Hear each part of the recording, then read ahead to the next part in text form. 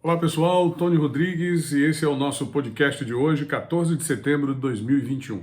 Vamos começar falando sobre um vídeo que foi divulgado pelo governador Wellington Dias, no qual ele tenta desmerecer o trabalho realizado pelo humorista Whindersson Nunes, que cedeu um avião para combater e conseguiu debelar os incêndios na Serra da Capivara. Isso depois de ganharem manchetes, ganharem espaços enormes na internet, as imagens dos bichos queimados vivos e também as ponderações sobre a ausência completa do governo do estado. Não tem corpo de bombeiros, não tem apoio aos brigadistas, não tem apoio às prefeituras municipais para manter grupos de brigadistas e atuar em eventuais incêndios, mesmo se conhecendo o problema. Porque o governador, no seu vídeo, ele diz claramente que todo ano tem queimada, só que dessa vez a situação saiu completamente do controle, foi para uma condição totalmente absurda, e o silêncio dos grandes ambientalistas internacionais, como Greta Thunberg,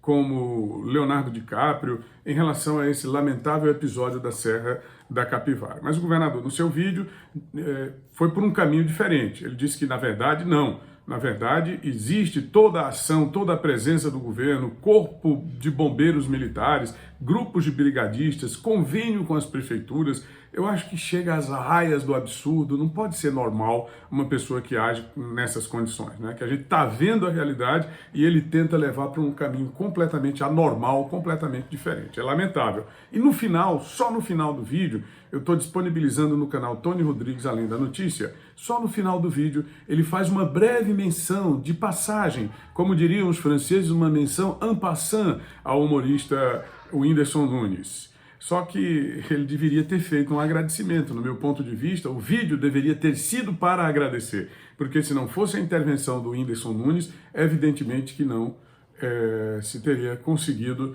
debelar esse incêndio terrível.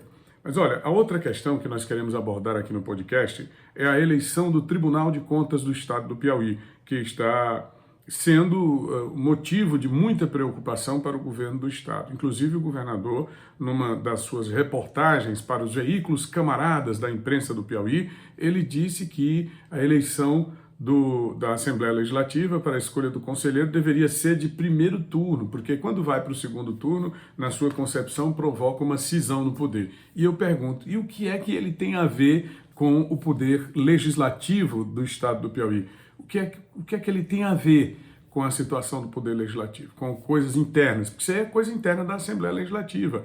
A eleição, a não ser que haja, claro, a interveniência indevida, a não ser que haja a interferência do Executivo nas ações do Poder Legislativo. Mas a preocupação realmente do governador, ela tem razão de ser. Por quê?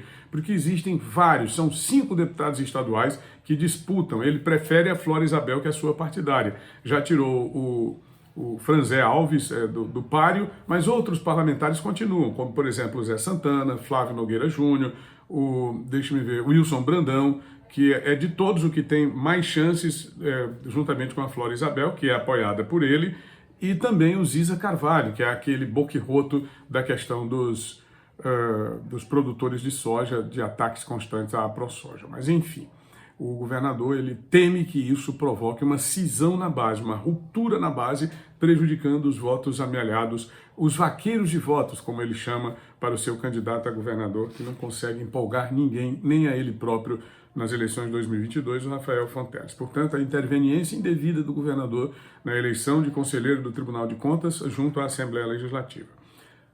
O CETUT, o Sindicato dos Transportes das Empresas de Ônibus de Teresina, rebateu publicamente, diga-se de passagem, ofícios que foram encaminhados pela Prefeitura Municipal de Teresina, desqualificando o sistema de transportes urbanos do município e o próprio sindicato das empresas.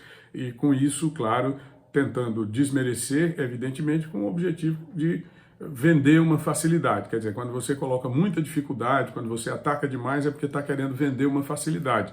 E os empresários detectaram isso e, claro, foram à forra mostrando que não existe qualquer tipo de justificativa técnica nas argumentações da prefeitura. É coisa mesmo só de imaginação, coisa mesmo só de leviandade, para tentar, de alguma maneira, cancelar os contratos com as empresas de ônibus, com o sistema, para trazer empresas de fora. Já existe até, segundo se informa, nos bastidores, uma minuta de contrato com a empresa Guanabara, que traria ônibus para Teresina para assumir o sistema de transportes da capital. O fato é que já estamos há 9 meses quase da atual gestão em Teresina e até hoje as pessoas estão andando no maior desespero para o seu trabalho. Mesmo conversei com vários comerciários, com pessoas que trabalham no centro de Teresina, estão se deslocando para o centro utilizando Ubers, utilizando bicicleta, utilizando mototáxi, ou seja, o sistema de ônibus simplesmente não está funcionando. Se está funcionando, é uma coisa tão pequena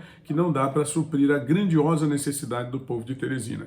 Em contrapartida, nós temos a depredação das paradas de ônibus do sistema Integra, que são paradas caras, que consumiram um grande volume de recursos públicos e aqui a Prefeitura Municipal deveria zelar por elas. Mas cadê os vereadores que poderiam fazer críticas, que poderiam fazer cobranças? Estão todos debaixo da asa do prefeito Dr. Pessoa. Pelo visto, só quem não está debaixo da asa do Pessoa, lá em Teresina, é o vereador Luiz Lobão. Ele fez uma manifestação pública dizendo que o prefeito tinha se comprometido em resolver o problema do transporte urbano em Teresina em 100 dias e que já estávamos aos quase 9 meses e até agora nada. Depois, claro, Pessoa respondeu com aquele seu jeito de meninão mimado, não é? De que tudo se resume à questão político-eleitoral. Foi dizer que o Lobão nunca confiou no Lobão, que o Lobão nunca esteve engajado ao seu lado. Quer dizer que a pessoa tem que ficar completamente cego à realidade. Quando você se engaja ao lado de uma pessoa politicamente, tem que fazer vista grossa para todos os seus desmandos. Foi isso que quis dizer o Pessoa.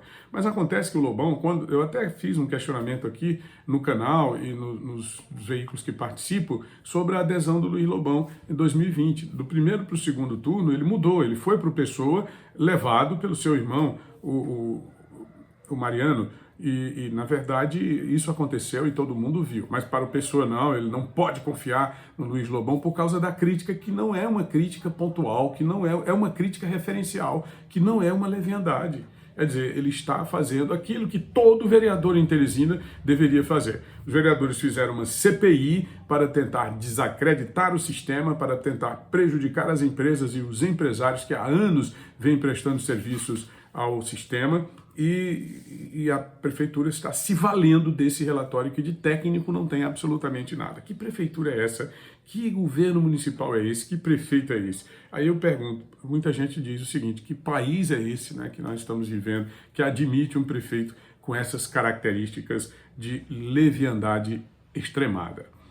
O final do nosso podcast é para tratar sobre o secretário de Fazenda, Rafael Fonteles, e as denúncias de um piauiense de que a Polícia Civil do Piauí estaria sendo utilizada como uma polícia em benefício do Rafael Fonteles, como uma polícia do Rafael Fonteles. Isso é colocado, inclusive, uma foto do Rafael Fonteles com um copo de bebida ou de Guaraná. Parece uma coisa assim como um Guaraná Antártica ou então uma bebida com a tonalidade de uísque. Não sei que uísque seria, mas ele aparece ao lado do delegado-geral de Polícia Civil, Luci Keiko, e é uma reunião política de acordo com a denúncia apresentada. E também se evoca um inquérito do Ministério Público do Estado de 2019, ninguém sabe no que deu, em que o Luci Keiko é acusado de favorecer o sogro do Rafael Fonteles numa série de questões. Por exemplo, no litoral houve um inquérito, uma investigação sobre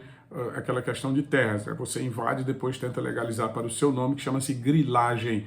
Então, nesse caso, um dos beneficiários, um dos responsáveis por esse ato criminoso seria o empresário Araujinho, que é o sogro do Rafael. Mas o delegado teria sido transferido por determinação do Luci Keiko, que por sua vez teria atendido um pedido sorrateiro, obscuro, criminoso do secretário de Fazenda para beneficiar o próprio sogro. Essas questões precisam ser investigadas e precisa se trazer uma elucidação, porque a população ela não tem como investir contra o Estado. Quem tem que agir são as instituições, mas parece que realmente no Brasil nós há vários anos estamos todos dominados por essa letargia, por essa apatia frente ao avanço das situações supostamente criminosas, diga-se de passagem. Porque eu me lembro bem da época em que se combateu o crime organizado no estado do Piauí. Foi preciso a junção de todos em benefício de uma causa comum. Parece que as pessoas deixaram de gostar do Estado, de defender o Estado e de defender o que é certo, né? Pelo menos frente aí ao governo do PT.